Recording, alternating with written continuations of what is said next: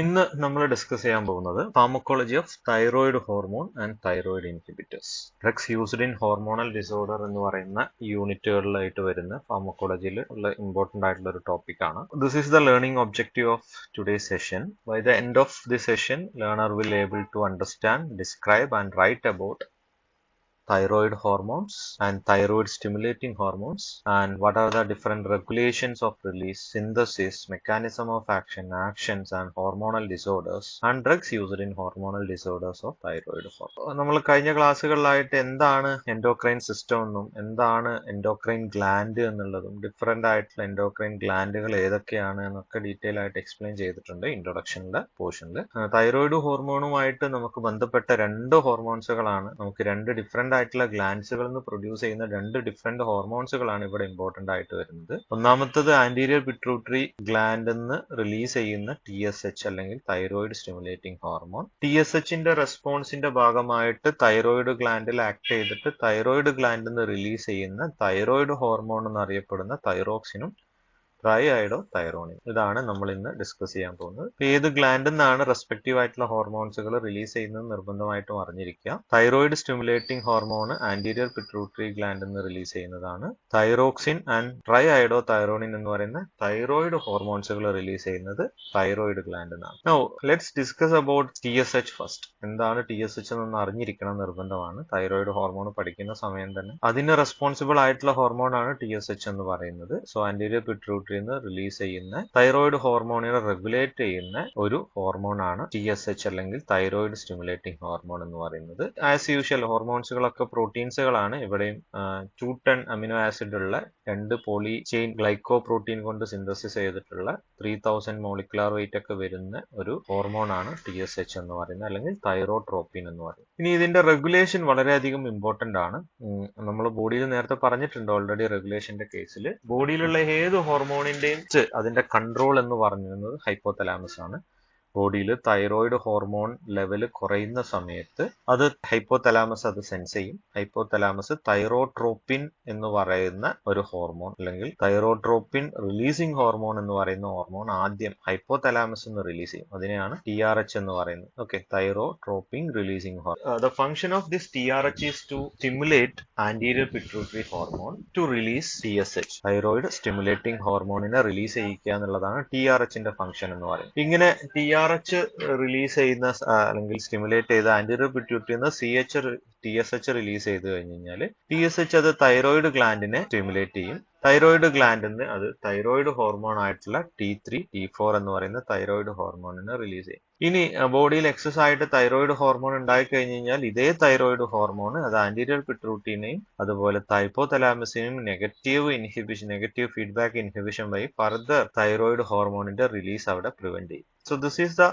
Normal regulation of thyroid hormone release.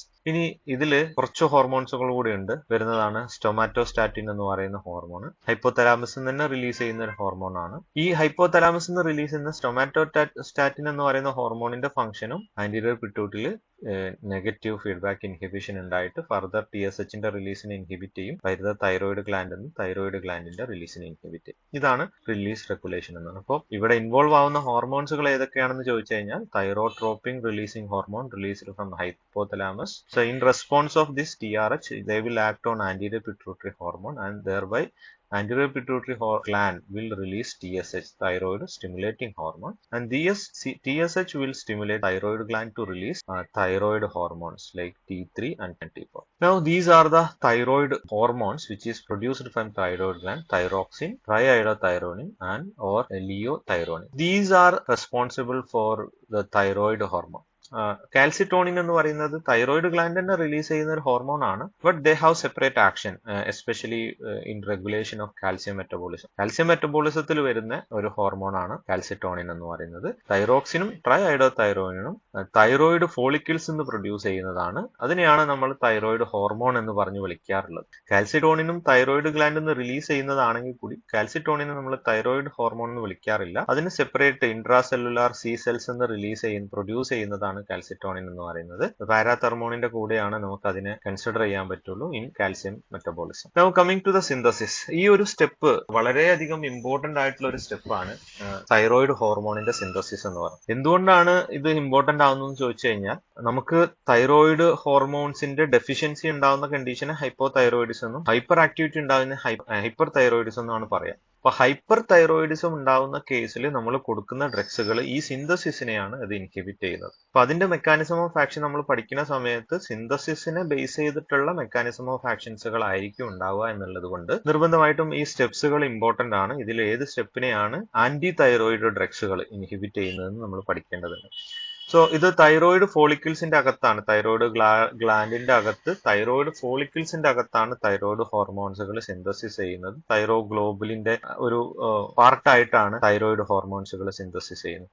ഇതിന് 5 സ്റ്റെപ്സുകളാണുള്ളത്. ആദ്യത്തെ step എന്ന് പറയുന്നത് അയഡിൻ ട്രാപ്പിൻ എന്നുള്ളതാണ്. അയഡിൻ ട്രാപ്പിൻ എന്ന് പറയുന്ന സമയത്ത് ഇതാണ് തൈറോയിഡ് ഫോളിക്കിൾ എന്ന് പറയുന്ന സംഗതി എന്നുണ്ടെങ്കിൽ, നമ്മളെ ബോഡിയുടെ അകത്തുള്ള അയഡൈഡ് ഫോമിൽ നിൽക്കുന്ന അയഡിനെ സോഡിയം അയഡിൻ സിംബോട്ട് എന്ന് പറയുന്ന NaS എന്ന് പറയുന്ന സിംബോട്ട് സെല്ലിന്റെ പുറത്തുനിന്ന് തൈറോയിഡ് ഫോളിക്കിൾസിലോട്ട് അബ്സോർബ് ചെയ്യിക്കും. ഫോളിക്കിലോട്ട് അബ്സോർബ് ചെയ്തിട്ടുള്ള ഈ അയഡിനെ പിന്നെ ഫർദർ ആയിട്ട് ഈ അയഡിനെ അടുത്ത സ്റ്റെപ്പിൽ ഈ അയഡിൻ സെല്ലിന്റെ അകത്ത് കയറി കഴിഞ്ഞു കഴിഞ്ഞാൽ ഈ അയഡിനായിട്ട് നിൽക്കുന്ന സാധനത്തിനെ അയഡൈഡ് രൂപത്തിലോട്ട് കൺവേർട്ട് ചെയ്യും. അതിനെ അയഡൈഡ് രൂപത്തിലോട്ട് കൺവേർട്ട് ചെയ്യും. ഇനി അതാണ് ഓക്സിഡേഷൻ എന്ന് പറയുന്ന സ്റ്റെപ്പിൽ അയഡിൻ ട്രാപ്പ് ചെയ്തിട്ടുള്ളത് പെൻഡ്രിൻ എന്ന് പറയുന്ന അടുത്ത ഒരു ട്രാൻസ്പോർട്ടർ വഴി വീണ്ടും ഫോളിക്കിൾസിന്റെ അകത്തോട്ട് അത് എടുക്കുന്നുണ്ട്. സെൽ മെംബ്രെയിന്റെ അകത്തോട്ട് പെൻഡ്രൈൻ എന്ന് പറയുന്ന ഒരു ട്രാൻസ്പോർട്ടർ വെച്ചിട്ട് എടുക്കും. അവിടെ നിന്ന് അയഡൈഡ് എന്നുള്ള രൂപത്തിൽ നിൽക്കുന്ന അയഡിനെ അയഡിനാക്കി മാറ്റും with help of an peroxidase enzyme. So this enzyme is responsible for this conversion of iodide to iodine. Okay, അപ്പൊ ഈ ഒരു എൻസൈം ഇമ്പോർട്ടന്റ് ആണ്. നമ്മൾ ആന്റി തൈറോയിഡ് ഡ്രഗ്സ് യൂസ് ചെയ്യുന്ന സമയത്ത് ആ ഡ്രഗ്സുകൾ ആക്ട് ചെയ്യുന്നത് ഈ എൻസൈമിനെയാണ്. അപ്പൊ അതിന്റെ ഭാഗമായിട്ട് അയഡൈഡിനെ അയഡിനാക്കി മാറ്റുന്ന ഈ ഓക്സിഡേഷൻ പ്രോസസ്സിനെ ഇൻഹിബിറ്റ് ചെയ്യും. ഇങ്ങനെ അയഡൈൻ ഉണ്ടായിട്ടില്ല എന്നുണ്ടെങ്കിൽ അടുത്ത സ്റ്റെപ്പ് നടക്കൂല. അതാണ് അങ്ങനെയുള്ള ഡ്രഗിന്റെ മെക്കാനിസം ഓഫ് ആക്ഷൻ വരിക. ഓക്കെ, അപ്പൊ അയഡൈഡിനെ അയഡിനാക്കി മാറ്റി. ഇനി അയഡിൻ തൈറോസിൻ എന്ന് പറയുന്ന തൈറോഗ്ലോബുലിന്റെ ഒരു അമിനോ ആസിഡ് ആയിട്ടുള്ള തൈറോസിനുമായിട്ട് ബൈൻഡ് ചെയ്യും. എന്നിട്ട് മോണോ അയഡോ തൈറോസിനും അതുപോലെ ഡൈ അയഡോ തൈറോസിനും ആക്കി കൺവേർട്ട് ചെയ്യും. ഓക്കെ, മോണോ അയഡോ തൈറോസിനും ഡൈ അയഡോ തൈറോസിനും ആക്കി കൺവേർട്ട് ചെയ്യും. ഇനി അടുത്ത സ്റ്റെപ്പ് എന്ന് പറയുന്നത് കപ്ലിംഗ് ആണ്. ഓൾറെഡി സിന്തസിസ് ചെയ്തിട്ടുള്ള മോണോ അയഡോ തൈറോസിൻ അല്ലെങ്കിൽ ഡൈ അയഡോ തൈറോസിനുകൾ കമ്പൈൻ ചെയ്തിട്ട് ഒരു മോണോയും ഒരു ഡൈയും കമ്പൈൻ ചെയ്യുന്ന സമയത്ത് ട്രൈ കിട്ടും. അതാണ് ട്രൈ അയഡോ തൈറോക്സിൻ എന്ന് പറയുന്ന T3 ഫോം എന്ന് പറയുന്നത്. 2 ഡൈ അയഡോ തൈറോസിൻസുകൾ കമ്പൈൻ ചെയ്യുന്ന സമയത്ത് T4 കിട്ടും. അതിനാണ് തൈറോക്സിൻ എന്ന് പറയുന്നത്. ഈ എൻസൈമിനും ആവശ്യമായിട്ടുള്ള എൻസൈം സെയിം എൻസൈം ആണ് പെറോക്സിഡേസ്, തൈറോയിഡ് പെറോക്സിഡേസ് എന്ന് പറയുന്ന എൻസൈമാണ്. ഓക്കെ, അപ്പോൾ ഇനി ആന്റി തൈറോയിഡ് ഡ്രഗ്സുകൾ ഈ ഡ്രഗിനെ അല്ലെങ്കിൽ ഈ എൻസൈമിനെയാണ് ഇൻഹിബിറ്റ് ചെയ്യുന്നതെന്ന് പറഞ്ഞു കഴിഞ്ഞാൽ അവിടെ നടക്കാൻ പോകുന്ന എഫക്റ്റ് എന്ന് പറഞ്ഞാൽ ഒന്ന് ഈ ഓക്സിഡേഷൻ സംഭവിക്കൂല, രണ്ടാമത് ഈ കപ്ലിംഗ് പ്രോസസ്സ് നടക്കൂല. ഈ 2 റിയാക്ഷനെയും അങ്ങനെയുള്ള ഡ്രഗ്സുകൾ ഇൻഹിബിറ്റ് ചെയ്യും. ഇനി ഈ M3 and T4 ഫോമിലുള്ള സാധനങ്ങളെ thyroglobulin containing iodinated tyrosine and thironal residue will be transported to the interior follicle and remain stored in thyroid colloid. Thyroid colloid അത് സ്റ്റോർ ചെയ്യും.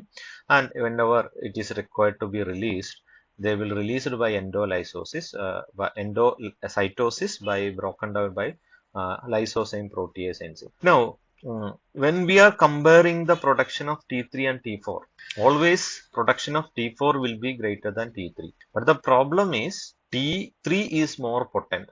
T4 ആണ് കൂടുതൽ പ്രൊഡ്യൂസ് ചെയ്ത് വെച്ചിട്ടുള്ളത്.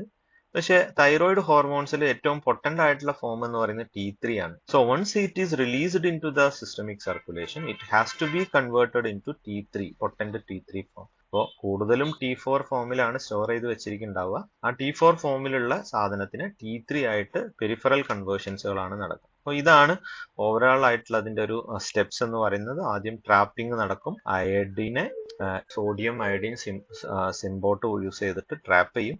ഇവിടെ അതിനെ ഓക്സിഡൈസ് ചെയ്തിട്ട് അയഡൈഡ് ആയിട്ടുള്ള രൂപത്തിലോട്ട് മാറ്റും.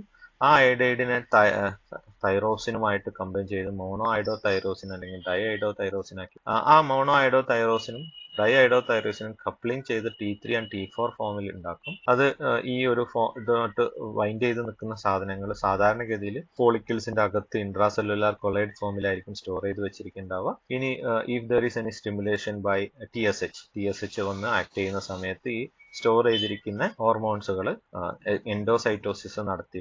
എക്സോസൈറ്റോസിസ് നടത്തിയിട്ട് T3 ആൻഡ് T4 ആയിട്ട് റിലീസ് ചെയ്യും. അവിടെ T4 ആണ് കൂടുതൽ ഉണ്ടാവുക. ആക്ഷൻ വേണ്ട സമയത്ത് T4നെ T3 ആയിട്ട് കൺവേർട്ട് ചെയ്ത് അതിന്റെ ആക്ഷൻ നടക്കും. ഇതാണ് സിന്തസിസ് എന്ന് പറയുന്നത്. ഈ ഒരു സിന്തസിസ് ഇമ്പോർട്ടന്റ് ആവുന്നത് നമുക്ക് ഇനി പഠിക്കാനുള്ള ഡ്രഗ്സിന്റെ മെക്കാനിസം ഓഫ് ആക്ഷൻ വെച്ചിട്ടാണ്. ഓക്കെ, അല്ലാതെ സിന്തസിസ് ആസച്ച് ചോദിക്കുന്നു നിങ്ങൾ വിചാരിക്കേണ്ട.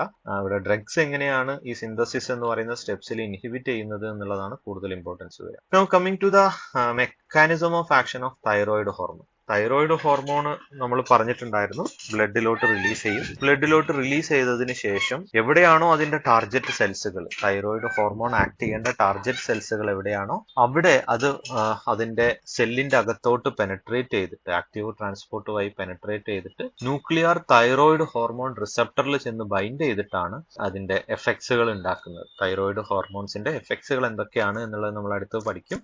ആ എഫക്ട്സുകൾ പ്രൊഡ്യൂസ് ചെയ്യുന്നത് ടാർഗറ്റ് സെൽസിന്റെ എവിടെയാണോ അതിന്റെ എഫക്റ്റ് ഉണ്ടാവാൻ പോകുന്നത് ആ എഫക്ടർ സെല്ലിന്റെ അകത്തുള്ള തൈറോയിഡ് ഹോർമോൺ റിസപ്റ്റർ എന്ന് പറയുന്ന റിസപ്റ്ററിൽ പോയി ആക്ട് ചെയ്തിട്ടാണ് അതിന്റെ എഫക്റ്റ് പ്രൊഡ്യൂസ് ചെയ്യുന്നത്. Now let's see what are the actions once they act through the thyroid receptor. ഏതൊക്കെയാണ് അതിന്റെ സൈറ്റുകൾ അല്ലെങ്കിൽ എവിടെയൊക്കെയാണ് അതിന്റെ എഫക്റ്റ് പ്രൊഡ്യൂസ് ചെയ്യുക എന്നുള്ളതാണ്. സോ ഫസ്റ്റ് വൺ, തൈറോയിഡ് ഹോർമോണിന്റെ ഒരു പ്രത്യേകത എന്ന് പറയുന്നത് ഇതിന്റെ ലെവല് ഭയങ്കര ഇമ്പോർട്ടന്റ് ആണ്. കുറഞ്ഞു കഴിഞ്ഞു കഴിഞ്ഞാൽ നേരെ എക്സ്ട്രീമിലോട്ടും കൂടിക്കഴിഞ്ഞാൽ അതിന്റെ നേരെ ഓപ്പോസിറ്റ് എക്സ്ട്രീമിലോട്ടും പോകുന്ന ഒരു ഹോർമോൺ ആണ് തൈറോയിഡ്. അപ്പോൾ ഈ തൈറോയിഡ് ഹോർമോൺ ബോഡിയിലുള്ള ഒരുവിധം എല്ലാ സിസ്റ്റത്തിനെയും കൺട്രോൾ ചെയ്യുന്ന ഒരു ഹോർമോണും കൂടിയാണ് തൈറോയിഡ് ഹോർമോൺ. തൈറോയിഡ് ഇംബാലൻസ് ഒക്കെ ഉണ്ടായി കഴിഞ്ഞാൽ ഭയങ്കരമായിട്ടുള്ള ഹെൽത്ത് ഇഷ്യൂസ് ഉണ്ടാവുന്ന ഒരു ഹോർമോണാണ് thyroid hormone. So thyroid hormone is very essential for the growth and development. So T3 and T4 is very essential for the growth and development. So hypothyroidism ഉള്ള ആൾക്കാരിൽ സ്വാഭാവികമായിട്ടും ഗ്രോത്ത് റിട്ടാർഡേഷൻ ഉണ്ടാവാനും hyper thyroidism ഉണ്ടാവുന്ന ആൾക്കാരിൽ അഡൾട്ട്ഹുഡിന്റെ സമയത്ത് അല്ലെങ്കിൽ adolescent സമയത്താണ് hyper thyroidism ഉണ്ടാവുന്നതെന്നുണ്ടെങ്കിൽ അത് അക്രോമെഗാലി പോലെയുള്ള കണ്ടീഷൻസിനോട്ടും ഗ്രോത്ത് ഡെവലപ്മെന്റ് പ്രോസസ്സിനെ എൻഹാൻസ് ചെയ്യാനുള്ള ചാൻസസുകളുണ്ട്. ബോഡിയിൽ കുറേയധികം ഇന്റർമീഡിയറ്റ് മെറ്റബോളിസംസുകൾ നടക്കാനുണ്ട്. ലൈപ്പിഡ്, കാർബോഹൈഡ്രേറ്റ് ആൻഡ് പ്രോട്ടീൻ്റെ ഒക്കെ മെറ്റബോളിസത്തിന് ഡോസ് തൈറോയിഡ് ഹോർമോണിന്റെ എമൗണ്ട് കൂടുന്നതിനനുസരിച്ച് ലിപ്പോലൈസിസ് കൂടും. കാർബോഹൈഡ്രേറ്റ് തൈറോയിഡ് ഹോർമോൺ കൂടിക്കഴിഞ്ഞാൽ ഗ്ലൈക്കജനോലൈസിസ് ഉണ്ടാവും. ഗ്ലൈക്കജനെ ബ്രേക്ക് ചെയ്ത് കൂടുതൽ ഗ്ലൂക്കോസ് ലെവൽ ഉണ്ടാവും. ദെൻ ഗ്ലൂക്കോനിയോജനസിസ് ഉണ്ടാവും. നോൺ കാർബോഹൈഡ്രേറ്റ് മെറ്റീരിയൽസ് എന്ന് ഗ്ലൂക്കോസിന്റെ സിന്തസിസ് ഉണ്ടാക്കും. And that will leads to ഹൈപ്പർഗ്ലൈസ്. പ്രോട്ടീൻ സിന്തസിസിന്റെ കേസിൽ പ്രോട്ടീൻ സിന്തസിസ് എൻഹാൻസ് ചെയ്യും if the thyroid hormone is increased. Now calorigenesis. Thyroid hormone is very essential for the body metabolic rate.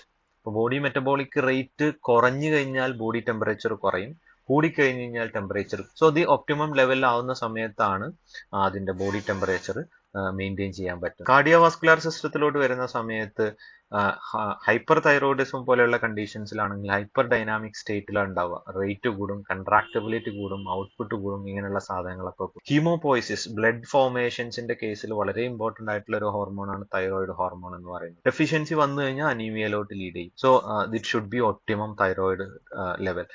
Nervous system. Nervous സിസ്റ്റത്തിനെ ഏറ്റവും കൂടുതൽ effect ചെയ്യുന്ന ഒരു ഹോർമോണാണ്. ചിലപ്പോഴും ഡിപ്രഷൻ അല്ലെങ്കിൽ ഹൈപ്പർ ആക്ടിവിറ്റി ഒക്കെ ഉണ്ടാകുന്ന സമയത്ത് തൈറോയിഡ് ചെക്ക് ചെയ്യാൻ പറയും. കാരണം ഹൈപ്പോ തൈറോയിഡിസം ഉണ്ടാവുന്ന സമയത്ത് മെന്റൽ റിട്ടാർഡേഷനും ഹൈപ്പർ തൈറോയിഡിസം ഉണ്ടാവുന്ന സമയത്ത് ഹൈപ്പർ ആക്ടിവിറ്റിയും ഉണ്ടാവാറുണ്ട്. അപ്പൊ ഇതും തൈറോയിഡ് ഹോർമോണിന്റെ ഒരു ആക്ഷനാണ്. സ്കെൽറ്റൽ മസിൽസിൽ ഹൈപ്പർ തൈറോയിഡിസത്തിന്റെ കേസിലാണെങ്കിൽ ഹൈപ്പോ തൈറോയിഡിസത്തിന്റെ കേസിലാണെങ്കിൽ ഫ്ലാപ്പി ആൻഡ് വീക്ക് മസിൽസുകളായിട്ട് മാറും, മിക്സെഡീമ പോലെയുള്ള കണ്ടീഷൻ. ഇനി ഹൈപ്പർ തൈറോയിഡിസത്തിലാണെങ്കിലോ മസിൽസിന്റെ ടോണുകളൊക്കെ കൂടുകയും ചെയ്യും. GIT-ലോട്ട് വരുന്ന സമയത്ത് ഹൈപ്പർ തൈറോയിഡിസത്തിൽ മോട്ടിലിറ്റി കൂടും. So that may leads to some kind of diarrhea. Hypothyroidism കേസിൽ മോട്ടിലിറ്റി കുറയും. That will leads to constipation. Now kidney, it do not have any diuretic action. but the rate of urine flow will be increased when there is an hyperthyroidism. Okay, then reproduction.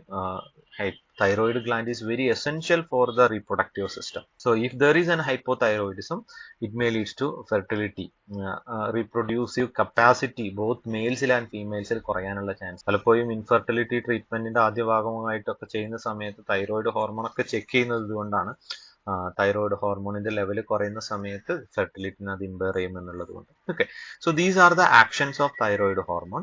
Now let's see what are the preparation നമ്മൾ എപ്പോഴാണ് use ചെയ്യുന്നത്? നമ്മൾ മുന്നേയും പറഞ്ഞിട്ടുണ്ട്, endocrine സിസ്റ്റത്തിൽ 2 type ഡ്രഗ്സുകളാണ് use ചെയ്യുക. ഒന്ന് deficiency, ഹോർമോണിന്റെ deficiency ഉണ്ടാകുന്ന സമയത്ത് ഹോർമോൺസുകളോ ഹോർമോണിന്റെ അനലോഗ്സുകളോ നമ്മൾ കൊടുക്കും പ്രിപ്പറേഷൻസുകളായിട്ട്. അപ്പോൾ ഹൈപ്പോതൈറോയിഡിസത്തിന്റെ കേസിൽ നമ്മൾ കൊടുക്കുന്നതാണ് തൈറോയിഡ് ഹോർമോൺസ് അനലോഗ്സുകൾ എന്ന് പറയുന്നത്. അപ്പോൾ T3 ആൻഡ് T4 ഫോമിലുള്ള അല്ലെങ്കിൽ combination of T3 and T3 ഫോമിലുള്ള പ്രിപ്പറേഷൻസുകളാണ് ഹൈപ്പോതൈറോയിഡിസത്തിനെ ട്രീറ്റ് ചെയ്യാൻ വേണ്ടിയിട്ട് യൂസ് ചെയ്യുന്നത്. ഓക്കെ, ഹൈപ്പോതൈറോയിഡിസത്തിലാണ് നമ്മൾ തൈറോയിഡ് ഹോർമോൺസുകൾ, അതായത് ബോഡിയിൽ തൈറോയിഡ് ഹോർമോണിന്റെ ലെവൽ കുറവാണെങ്കിൽ നമ്മൾ തൈറോയിഡ് ഹോർമോണോ അതിന്റെ അനലോഗ്സുകളോ കൊടുത്താണ് ട്രീറ്റ് ചെയ്യേണ്ടത്. Okay, now what are the uses of thyroid hormone? ഏതൊക്കെ കേസിലാണ് നമ്മൾ ഈ തൈറോയിഡ് പ്രിപ്പറേഷൻസുകൾ യൂസ് ചെയ്യുക? ഡെഫിഷ്യൻസി ഉണ്ടാവുന്ന കേസിലായിരിക്കും. അപ്പൊ ഏതൊക്കെയാണ് ഡെഫിഷ്യൻസി ഉണ്ടാവുന്നത്? First one is cretinism. Cretinism എന്ന് പറയുന്നത് തൈറോയിഡ് ഗ്ലാൻഡിന് ഡെവലപ്മെന്റിന്റെ ഫെയിലിയർ ഉണ്ടാവുന്ന ഒരു കണ്ടീഷത്തിനാണ് നമ്മൾ ക്രിറ്റിനിസം എന്ന് പറയുന്നത്. ഓക്കെ, അതിന് പല കാരണങ്ങൾ ഉണ്ടാവും. ചില സമയത്ത് അയഡിൻ ഡെഫിഷ്യൻസി ഉണ്ടാവുന്നത് കൊണ്ടായിരിക്കും, അതിനാണ് എൻഡമിക് ക്രിറ്റിനിസം എന്ന് പറയുന്നത്. ചില സമയത്ത് ഹോർമോൺ സിന്തസിസിന് ഡിഫക്റ്റ് ഉണ്ടാവുന്നത് കൊണ്ടായിരിക്കാം, അതിനാണ് സ്പോറിഡിക് ക്രിറ്റിനിസം എന്ന് പറയുന്നത്.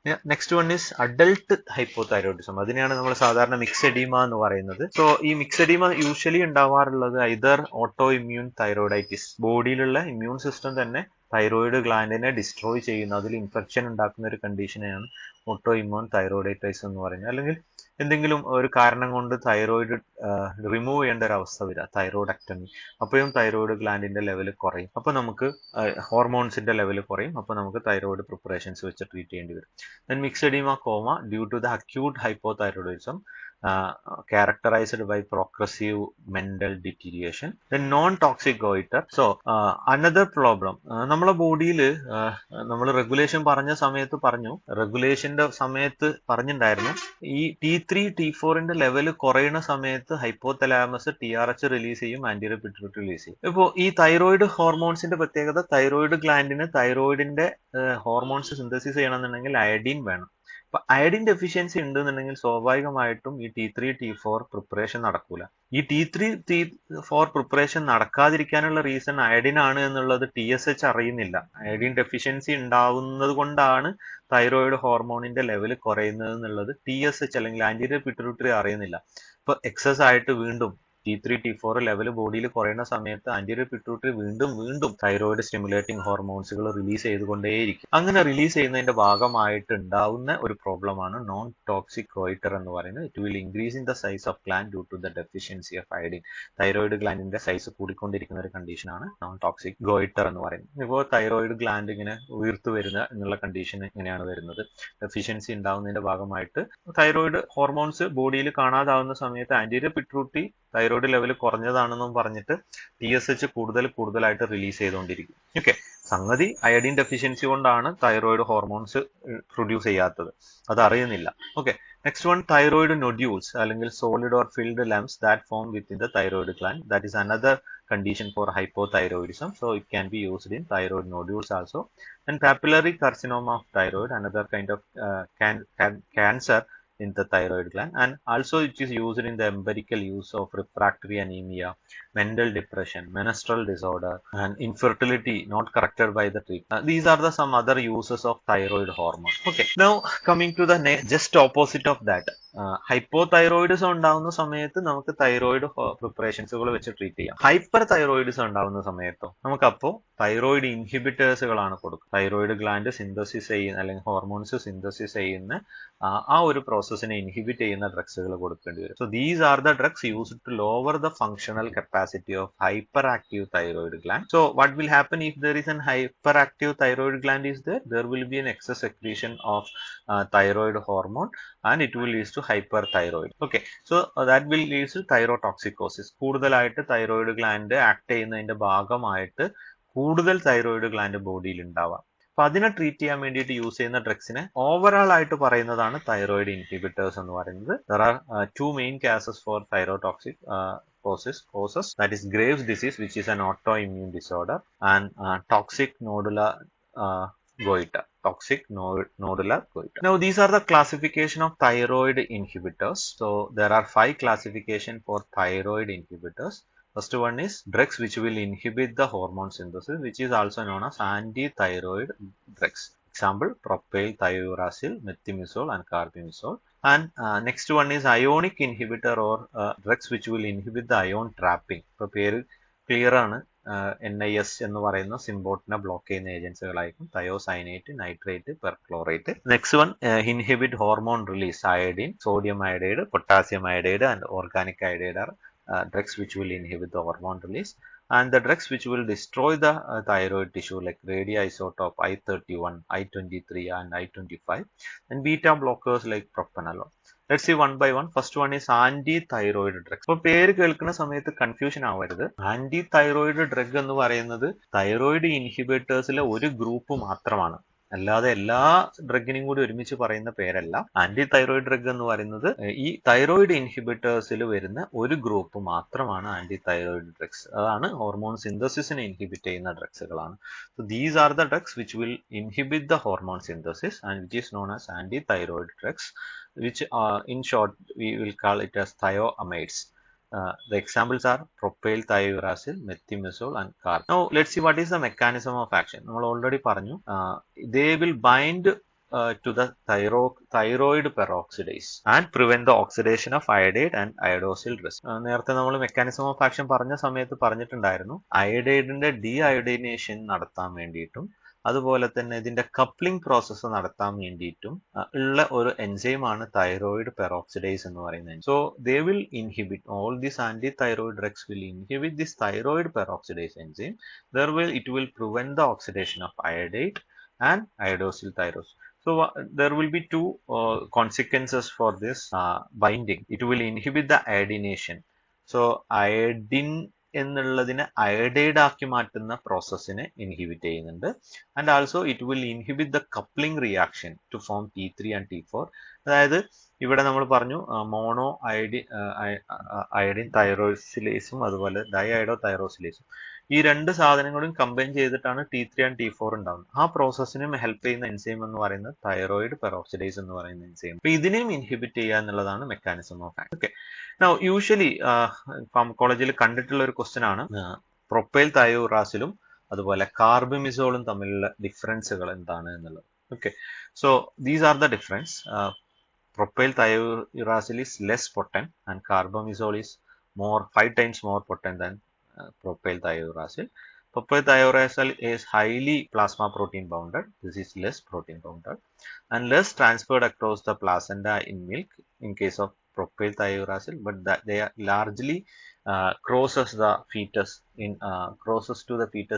and plasma half-life is 1 to 2 hours in case of propyl thiouracil. It is 6 to 10 hours in case of carbamazole. Single dose will give an effect of 4 to 8 hours in case of propyl thiouracil, 12 to 14 hours for carbamazole, and there will not be any active metabolites production in case of propyl thiouracil, but it will produce some active metabolites like the methimazole in case of carbamazole. And we need to give 2 to 3 daily doses in case of propyl thiouracil. So carbamazole can be used in single dose, and the mechanism of action, they will inhibit the conversion of T4 to T3, but carbamazole do not inhibit the T4 to T3 conversion. So T3 ആണ് more active ഒരു form എന്ന് നമ്മൾ പറഞ്ഞിട്ടുണ്ടായിരുന്നു. So ഈ ഒരു T4നെ T3 ആയിട്ട് മാറ്റുന്ന inhibition ഉണ്ടാക്കുന്നതുകൊണ്ട് propyl തയോറാസിൽ അതിന്റെ ഹാഫ് ലൈഫ് കുറവാണ്, അതുപോലെ സിംഗിൾ ഡോസ് കിട്ടുന്ന എഫക്ട് കുറവാണ്. ഇതെല്ലാം കൂടി നോക്കുന്ന സമയത്ത് കാർബമിസോൾ ആണ് മോർ പ്രിഫേർഡ് ആയിട്ടുള്ള ഡ്രഗ്. ഓക്കെ, കാരണം ഹാഫ് ലൈഫ് കൂടുതലാണ്, കൂടുതൽ ഡ്യൂറേഷൻ കിട്ടുന്നുണ്ട്, സിംഗിൾ ഡോസ് കൊടുത്താൽ മതി. ഇവിടെ ഒരു ആക്റ്റീവ് മെറ്റബോളൈറ്റ് ഉണ്ടാകുന്നുണ്ട്, T3നെ T4 ആക്കി കൺവേർട്ട് ചെയ്യുന്ന T4നെ T3 ആക്കി കൺവേർട്ട് ചെയ്യുന്ന റിയാക്ഷനെ ഇൻഹിബിറ്റ് ചെയ്യുന്നില്ല. അതുകൊണ്ട് തന്നെ മോർ T3 ഫോം എപ്പോഴും അവൈലബിൾ ആയിരിക്കും. സോ ഇതൊക്കെയാണ് ഇതിന്റെ മെക്കാനിസം ഡിഫറൻസ് എന്ന് പറയുന്നത്. So let's see what are the ADR of anti thyroid drug അല്ലെങ്കിൽ തയോമൈഡ്. പ്രൊപ്പൈൽ തയോറാസിൽ കാർബമിസിൽ പോലെയുള്ള ഡ്രഗിന്റെ ADRകളാണ് hypo thyroidism and ഗോയിറ്ററിൽ due to the over treatment, but reversible on stoppage. കൂടുതൽ dose കൊടുക്കുന്ന സമയത്ത് ബോഡിയിൽ ഡോസ് കുറയാനുള്ള ചാൻസ് ഉണ്ട്. ഓക്കെ, ഹൈപ്പോതൈറോയിഡിസം ഉണ്ടാകാനുള്ള ചാൻസ് ഉണ്ട്. അപ്പോൾ ഈ ഹൈപ്പോതൈറോയിഡിസം ഉണ്ടാകുന്ന സമയത്ത് സ്വാഭാവികമായിട്ടും ബോഡി അതിനെ സെൻസ് ചെയ്യും, കൂടുതൽ TSH റിലീസ് ചെയ്യും. TSH റിലീസ് ചെയ്യുന്ന സമയത്ത് തൈറോയിഡ് ഗ്ലാൻഡിന്റെ സൈസ് കൂടാൻ തുടങ്ങും. ഇതിനാണ് നമ്മൾ ഗോയിറ്റർ എന്ന് പറയുന്നത്. Okay, gastro ഇൻഡസ്ട്രൈനൽ intolerance, skin rashes, joint pain, loss or graying of the hair, that is another important area. കഴിച്ചു തുടങ്ങി കഴിഞ്ഞാൽ ഒന്നൊക്കെ എയർ ലോസ് ഉണ്ടാവും, അല്ലെങ്കിൽ മുടി നിരക്കുക എന്നുള്ള പ്രോബ്ലം ഉണ്ടാവും. Loss of taste, fever and liver damage are infrequent. Granulocytosis are rare. These are the area of thioamides like carbamazole and propyl thiouracil. Now coming to uses, it is mainly used for the treatment of Graves' disease as well as toxic nodular goiter. Okay, അപ്പോൾ ഇതാണ് ഇതിന്റെ main ആയിട്ടുള്ള use എന്ന് പറയുന്നത്. രണ്ടും hyper thyroidism ഉണ്ടാക്കുന്ന രണ്ട് കേസസുകളാണ്. അതിന്റെ ഭാഗമായിട്ടുണ്ടാകുന്ന ടോക്സിസിറ്റിനെ ട്രീറ്റ് ചെയ്യാൻ വേണ്ടിയിട്ട് നമുക്ക് ആന്റി തൈറോയിഡ് ഡ്രഗ്സുകൾ യൂസ് ചെയ്യാം. Next one is ionic inhibitors. Ionic inhibitors എന്ന് പറയുന്ന സമയത്ത് പേര് തന്നെ ക്ലിയർ ആണ്. They will inhibit the symport, sodium iodine symport, NIS-നെയാണ് ഇത് ആക്ട് ചെയ്യുന്നത്. ഈ ഒരു ട്രാൻസ്പോർട്ടറിനെയാണ് അത് ഇൻഹിബിറ്റ് ചെയ്യുന്നത്. So there are some monovalent anion competitively inhibit the iodide trapping by inhibiting sodium iodine symbol into thyroid, probably causing a similar hydrate ionic size T4, T3 cannot be synthesized. So these are examples: thiocyanate, nitrate and perchlorate. And important ADR include for thiocyanate there will be an liver, kidney and bone marrow and brain toxicity. And in case of perchlorate, it will produce rashes, fever, aplastic anemia and granulocytosis. So these ADR are more dangerous. So we are not using these drugs in clinically. Toxicity കൂടുതലായതുകൊണ്ട് തന്നെ ഈ ionic inhibitors നമ്മൾ use ചെയ്യുന്നില്ല. Now coming to next one, that is iodine and iodide. നമ്മൾ അയോഡിന്റെ synthesis പറഞ്ഞ സമയത്ത് പറഞ്ഞിട്ടുണ്ടായിരുന്നു ഈ രണ്ട് സാധനങ്ങളും തൈറോയിഡ് ഹോർമോണിന്റെ സിന്തസിസിന് ആവശ്യമായിട്ടുള്ള അയോൺസുകളാണ്. But even though they are most important constituent for thyroid hormone, ഇത് ആസച്ച് കൊടുക്കുന്ന സമയത്ത് നമ്മളൊരു സൊല്യൂഷൻ ആയിട്ടൊക്കെ കൊടുക്കുന്ന സമയത്ത് ലൈക്ക് ലൂഗോൾ സൊല്യൂഷൻ അല്ലെങ്കിൽ അയഡിൻ സൊല്യൂഷൻ ആയിട്ടൊക്കെ കൊടുക്കുന്ന സമയത്ത് they will act as an thyroid inhibitor because they will act by decreasing the response of thyroid gland to TSH. ഉണ്ടാക്കുന്ന തൈറോയിഡ് ഹോർമോൺസുകൾ തൈറോയിഡ് ഗ്ലാൻഡിൽ നിന്ന് പ്രൊഡ്യൂസ് ചെയ്യുന്ന അതിന്റെ റെസ്പോൺസ് TSHനോടുള്ള റെസ്പോൺസ് കുറക്കുക. അതിന്റെ ഭാഗമായിട്ട് the release of iodine in circulation is decreased and decreases the size of gland. Finally, it will lead to shrinkage of gland. So that is the mechanism of iodine and iodide. And there are some important ADR for this iodine and iodide, which include swelling of lip, eyelid, angioedema of larynx, fever, joint pain, then petechial hemorrhages, thrombocytopenia and lipidoadenopathy.